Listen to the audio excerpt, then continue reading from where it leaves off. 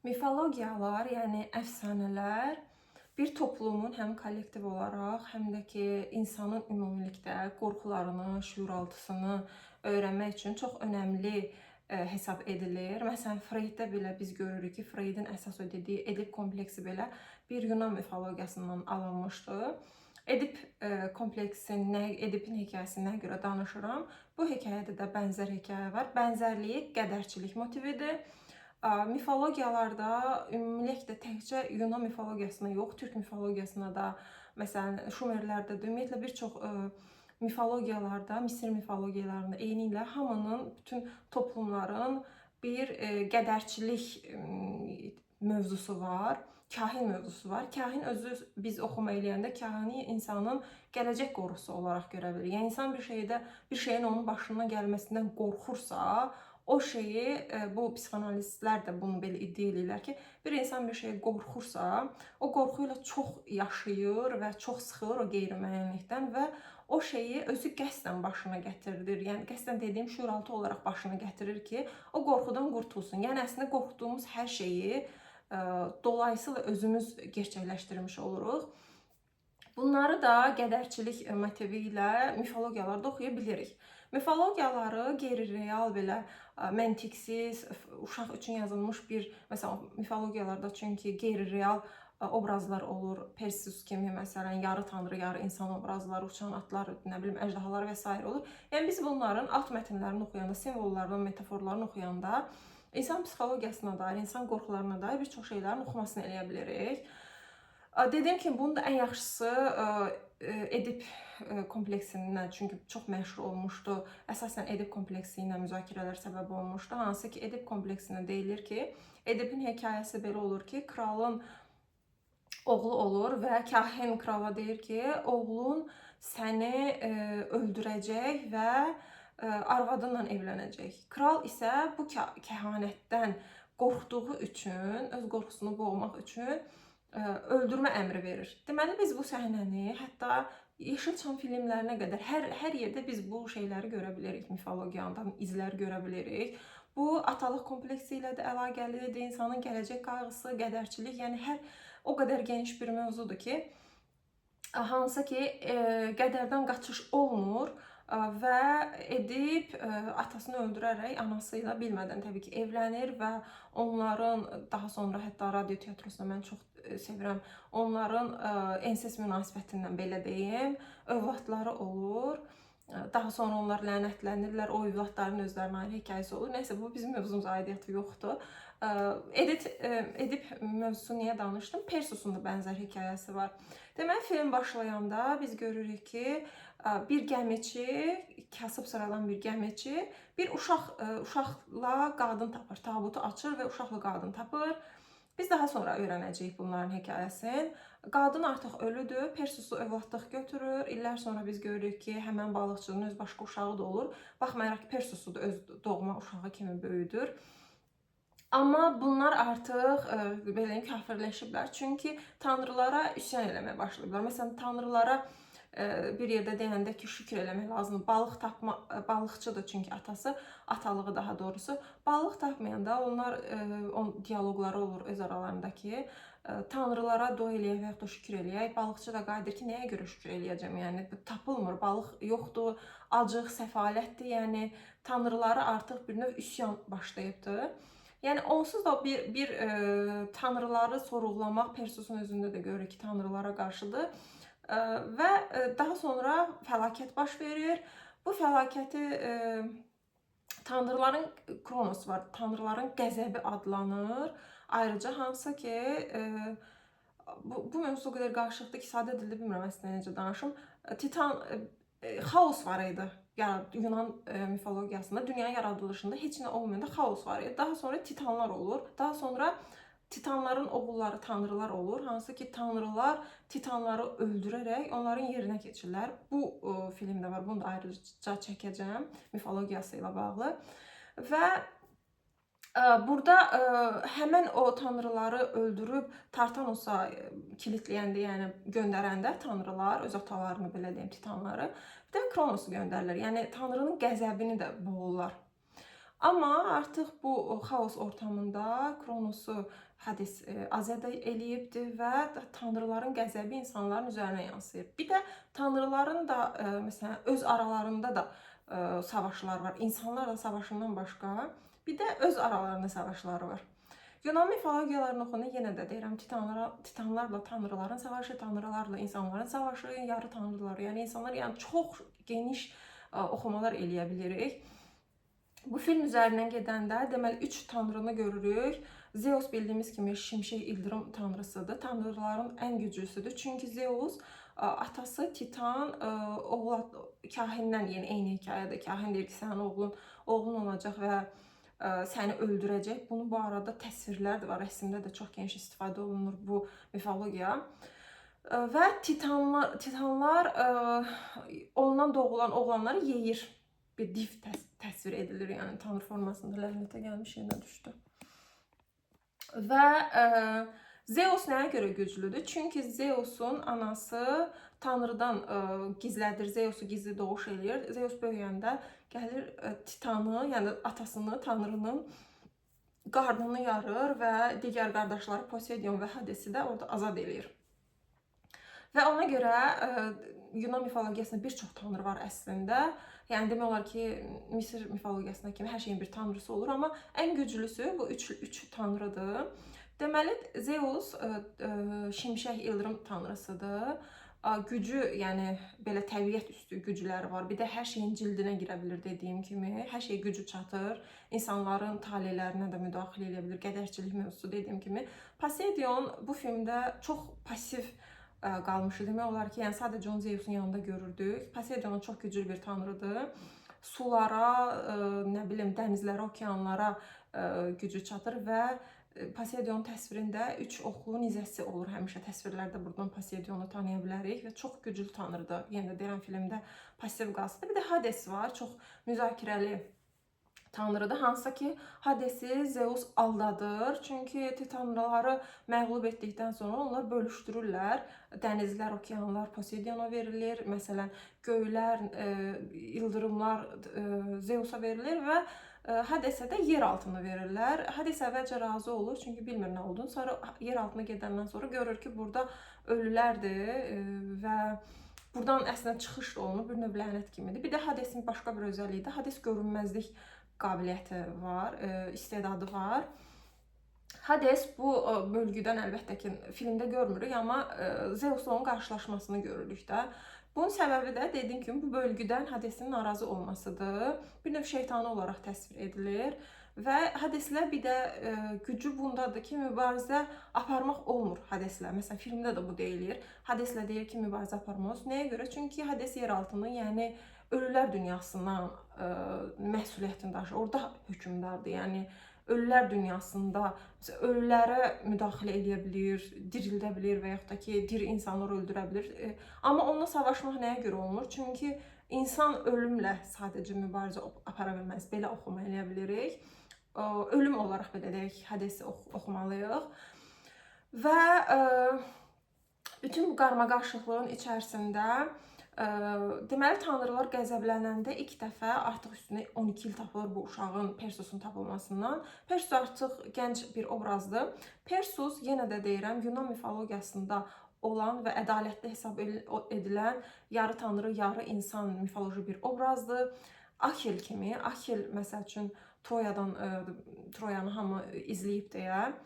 Ahil'i oradan tanıyırıq ki, o da yarı tanrı, yarı insan gücündə idi. Məğlub edilməz idi, xatırlayırsınızsa Ahil. Ahildə deyilir, Ahildə deyilir. Məğlub edilməzliyi də məsələn, bu arada Troya real bir tarixi hadisə deyil, tarixçilərin dediyini deyirəm. Troya sadəcə İlyada əsərində kör şair Omerin şeirində keçir, bir hissəsində keçir, Troya təsvir edilir. Biz onu real tarix hadisə kimi oxuyuruq çünki. Ahilin bir də gücü onda olur ki, o ölümsüzlük suyuna batırılanda topuğu, yəni suya dəymir. Bu o deməkdir ki, Ahilin tək zəif yeri topuğu olur. Yəni filmdə də görürük ki, o topuğuna vurub ancaq öldürmək olur. Onun xaricində yəni yarı tanrıdır deyə ölümsüzdür. Tanrılar çünki ölümsüzdür. Və yarı insan hissəsi də o dediyim kimi zəiflik hissəsi də ölümlü olmasında insanın xüsusiyyəti topuq məsələsi idi. Sonra Herakl var. Məsələn, Heraklda tanrılar ona vəzifələr verirlər. O da yarı insan, yarı tanrı idi. Multfilmi də var hətta Heraklın. Perseus da bunlar kimi bir demigoddur. Yəni yarı tanrı, yarı insandır. Və çox ədalətli, mərhəmətli xüsusiyyətlərə sahib bir demigod kimi təsvir edilirdi. Deməli, artıq dediyim kimi üstündən 12 il keçibdir. Və insanlar artıq tanrılara sorğuluyurlar, dua eləmirlər, şükür eləmirlər və tanrıların qəzəbini görürük. Bu arada tanrıların qəzəbi Kronos olaraq, hansı ki yer altına titanları boğanda Kronos da ora bağlamışdılar. Amma Hades artıq onları azad eləyir, insanların üstünə belə deyim, tanrıların qəzəbini salır. Demək, ilk səhnədə görürük ki, balıqçı ailəsini, Perseus'un ailəsini öldürür Kronos. Onun bacısını, onu böyüdən atalığını və ailəsinin hamısını öldürür və Perseus daha da çox nifrət eləyir. Burada biz oxuma eləyə bilərik ki, dediyim kimi ateistlərdə, məsəl üçün dindar insanlarda həmişə Kandiddə də bunu danışmışdım ki, əsas argumentlərdən biri şeytan problemidir. Yəni Tanrı bir insana bu fəlakətləri yaşadırsa, ailəsini öldürür, nə bilim təbii fəlakətlər, zəlzələlər, faciələr yaşadır. Çox vaxt buna gedirlər ki, yəni Tanrı varsa bu qədər ədalətsizliyi niyə eləyir? Gücü çatır, müdaxilə eləmirsə, deməli ədalətsizdir. Gücü çatmırsa, deməli ki, o qədər də güclü deyil. Yəni bu sorğulanan bir şeydir. Burada da bu hissəni görürük ki, ailəsini itirəndən sonra Perseus daha çox nifrət eləməyə başlayır tanrılara və daha sonra şəhəri görürük. Bu Yunan mifologiyasında da bu hekayə bu arada qeyd eləmişəm. Titanaxoniya mifologiyası keçir. Titanaxoniya mifologiyası nədir? Deməli, burada tanrıları ən qəzəbləndirən şey insanların tanrılıq iddiasında olmasıdır. Özlərini tanrılar qədər yüksək dəyərləndirməsidir, belə deyək. Ümumilikdə tanrı fikrinə belə baxanda biz görürük ki, tanrıların xüsusiyyətlərini, sifətlərinə baxanda görürük ki, insana aid xüsusiyyətlər. Tanrılar da sevə bilir, qəzəblənə bilir, intiqam alır, nə bilim. Yəni sırf insana aid xüsusiyyətlərdir. Burada deməli kralın arvadı öz qızı haqqında deyir ki, tanrılardan belə gözəldir. Və bu tanrıları çox qəzəbləndirir. Çünki onlar artıq özlərini tanrılarla müqayisə edirlər və eyni səhnədə Kronos gəlir, tanrılar gəlir, həmən iddianı edən qadını biz görürük, gözəlliyin alır, lənətləyir. Bunu da mifologiyalarda qadınların Malefisitdə də var idi. Bir çox məsələn cadugar, ifritə obrazlarında da həmişə qoca qarı, çirkin və yaxud da ki solmuş cadugarlar olaraq təsvir edilir. Bu da qadınların, Malefisitdə bunları danışmışdıq.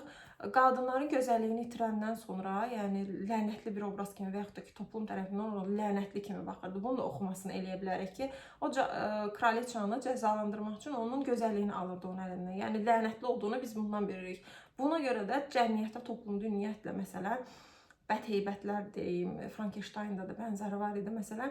Gözəllik algısını sorğulaya bilərik ki, gözəllik insanların algılarına, ədalət anlayışına birbaşa müdaxilə eləyən bir şeydir.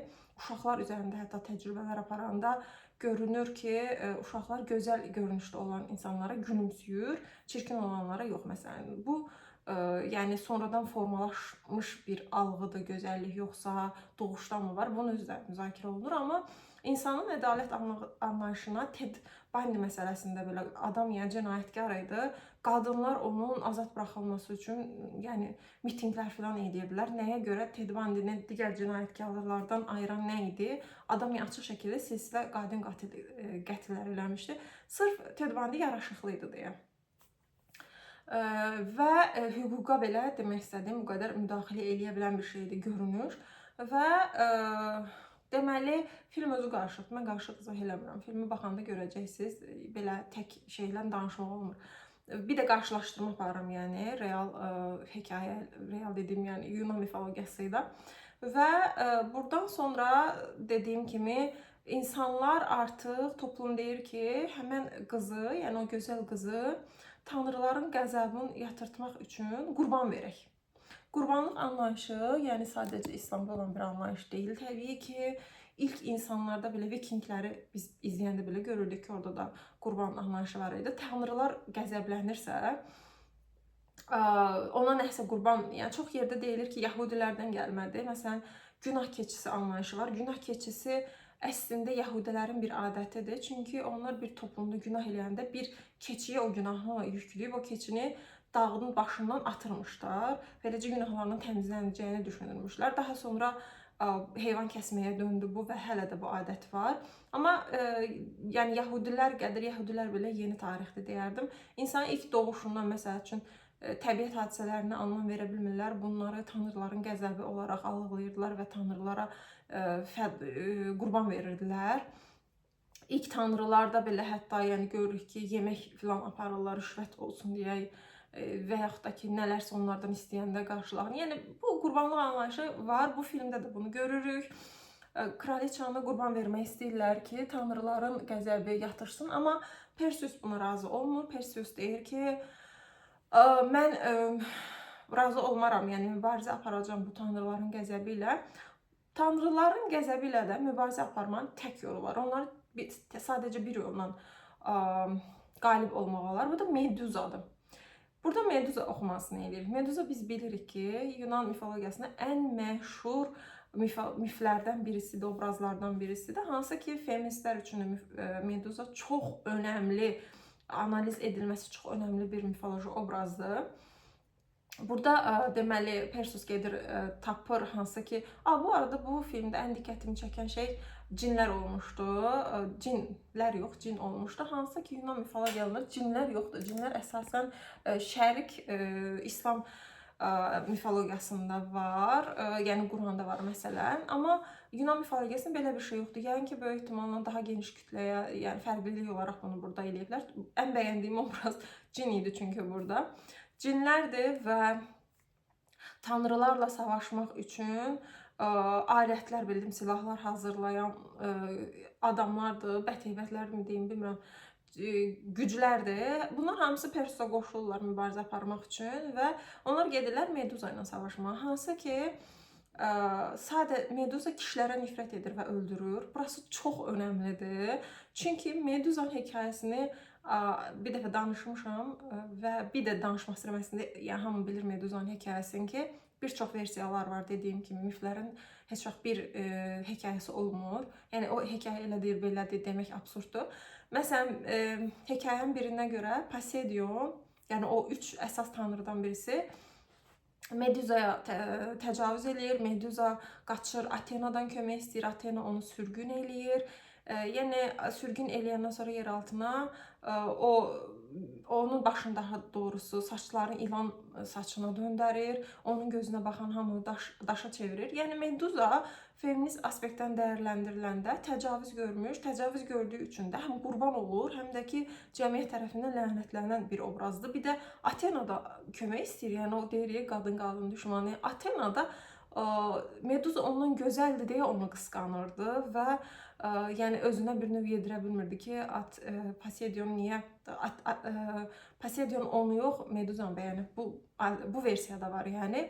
Bir də yəni qadın olaraq da onu cəzalandırır. Yəni onu kömək eləmək yerinə onu cəzalandırırlar. Bət-heybətə çəkirlər, yenə çirkinləşdirirlər və onlar onu qəsrə bağlamaq. Qəsrə bağlamaq da yəni nədir? Təcavüz edilmiş qurban qadınların cəmiyyətdən diskriminasiya edilməsi kimi oxuya bilirik ki, bu realda da, bugünün cəmiyyətimizdə də bu belədir. Qurban şeydə də danışmışıq, Damızlıq qızın hekayəsində bunu danışmışdıq. Və Meduza əslində qurban bir obraz olmasına baxmayaraq lənətlənir, cəzalanır, diskriminasiya eləyir. Burada Perseus və dostları deyirlər ki, bir də kişilərdən nifrət eləməsi, yəni təcavüz görmüş qadınlarda çox vaxt bu olur və yaxud da ki, təcavüzdən əlavə, yəni psixoloji olaraq da kişilərin zorakılığına məruz qalmış. Məsələn, feministlər haqqında çox deyilir. Sənin travman var, ya atan səni döyüb, nə bilim, sevgilin səni zorlayıb. Yəni bu şeylər deyilir. Bu reallıqdan qaçmaq olmaz. Yəni feministlərin əksəriyyəti belə deyim, hətta belə bir söz də var ki, bir qadının feminist və yaxud da ki, mazoxist olmaqdan başqa bir seçimi yoxdur. Ya feminist olacaqsan, ya mazoxist olacaqsan. Yəni burada da kişilərə nifrət eləməsi də vurgulanırdı filmdə. O detal da çox xoşuma gəldi. Qadın və bir də Meduzanın gülüşü var idi. O mübarizə aparanda hansı ki, kişilər onun gözünə baxmamalıdır. Gözünə baxan kişini daşa döndərir. Gülüş səhnəsi var idi. Bu bəlkə də film izləyəndə çox sizə xırda bir detal kimi gələcək. Meduzanın gülüşü çox yüksəkdir və gülüş əslində mifologiyalar, İslamda da bu belədir. Kişiləri yoldan çıxartma və yaxud məsələn filmlərdə də, cizgi filmlərdə də cadugarların və yaxud da filmlərdə pis qadınların filmlərini görürük. Həmişə yüksək səsdən belə qəribə, çirkin gülüşlər olur. Yəni yaxşı qadınlar, ev mələkləri, namuslu qadınlar o səsdə gülmür, yumşaq gülürlər. İslamda da yenə deyirəm bu var. Və Meduza pis bir qadın obrazı olduğu üçün, yəni pis təcavüz edilib, lənətlənib, diskriminasiya edilib və pis obrazdır. Və gülüşü, yüksək səslə gülür və yenə deyəm, pis obraz olmasının simvoluydu bu. Və təəssüf ki, Meduza tərəfinə baxanda təəssüf ki, demək olmur. Nəysə, Persusun digər o yanındakılar, savaş dostları Meduza tərəfindən daşa döndərilir. Persus isə güzgüyə baxmaqdan, yəni onun gözlərinə baxmadan ona mübarizə aparır, Meduzanı məğlub eləyir və Meduzanın məğlub eləmək səbəbi Meduzanın başını götürməkdir. Meduzanın başı ilə təsvirlərdə də biz görürük ki, Meduzanın başı həmişə ayrıca təsvir edilir. Bədəni ilan bədəni olur əslində və Athena'nın göndərdiyi Athena bir adamı göndərir ki, diskriminasiya eləyəndən sonra belə Meduzadan əl çəkmirlər ki, onun başını kəssin. Yəni ondan sonra, başı kəsiləndən sonra Meduza ayrıca bir, məsələn, Yerabatan sarıncında da bu təsvirlər var idi. Bir çox yəni heykəllərdə, rəsmlərdə sadəcə başı təsvir edilir. Çünki başı kəsilmişdi. Nəyə görə? Təcavüz edilmişdi deyə. Və burada belə başının kəsilməsi hekayəsini bu cür təsvir eləmişlər. Yəni Persus, Yunan mifologiyasında elə Persus kəsir başını, Athena'nı göndərmiş olur. Burada Athena yoxdur. Athena da qadın tanrılardan birisidir, güclü tanrılardan birisidir. Amma dediyim kimi bu filmdə sadəcə 3 güclü tanrı görürük. Ona görə sadəcə onlardan danışıram. Və deməli, sonra Meduzanın başını götürür mübarizə üçün, yəni şəhəri xilas eləmək üçün gələndə Tanrının qəzəbini görürük. Mən orada Poseidonu onlar eləyirdi. Orasını dəqiq sözün düzü başa düşmədim. Çünki Persusa müdaxilə eləmək üçün dənizlər belə onun qarşısına çıxırdı, okean çıxırdı qarşısına. Və bu arada filmin ən maraqlı yerini deməmişəm. Deməli, Pegasus var idi. Pegasusu da ayrıca analiz eləyəndə, hekayəsinə daha doğrusu baxanda, Pegasus qanatları olan atdır. Mən bunu Koroğlu hekayəsində ki, hansı var idi, 40 gün gizli yerə bağlansın, qanadı çıxacaq, Koroğlu, yəni Rövşən olur, səhv eləmirəmsə adı, son 39-cu gün dözmür, marağından, insan başına nə gəlirsə marağından gəlir, şey idi bəlkə də orada, gəlir qapını azca aralayır və baxanda görür ki, Qıratın qanatları, yəni işıq dəyir deyə, Qıratın qanatları yox olmur. Biraz Pegasus sözünüzü Qırata oxşadıram. Onun da qanatları var və Pegasus necə yaranıb? Pegasus əslində Meduzanın başı kəsiləndə onun qanı damcılayır və Pegasus bir dənə də başqa iki dənə olur, o birisi yadımdan çıxdı və Pegasus əslində Meduzanın qanından, onun ölümündən yaranmış olur. Bunun da o qədər geniş, yəni analiz eləmək olar ki, bu hissəsini də ki, Meduza pis bir obraz olaraq təsvir edilirdi. Bir də ki, yəni onun ölümündən Pegasus doğur. Pegasus isə uçan tanrı, uçan at, qanatları əslində azadlığın simvolu kimi oxuma eləyə bilər. Ən yaxın oxuma elə qanatlar da göydə uçursa, ya azadlıq istəyi olaraq görə bilirik. Bir də Pegasus 3 dəfə ayağın yerə vurulanda inanılırdı ki, insanda ilham pərilər oyanır. Yəni belə bir inanc da var idi. Və dediyim kimi bu savaşlara gedəndə Persus əsasən Pegasusla uçurdu, belə deyək. Və həm Daha sonra gəlir deməli şəhərə, hansı ki bu şəhərdə artıq kraliçanı edam eləyirlər, qurban verirlər, edam elədiyim dediyim. Və Perseus gəlir, Meduzanın başını göstərərək Kronosa, yəni tanrıların qəzəbini daşa döndərir. Yəni məğlub eləmiş olur.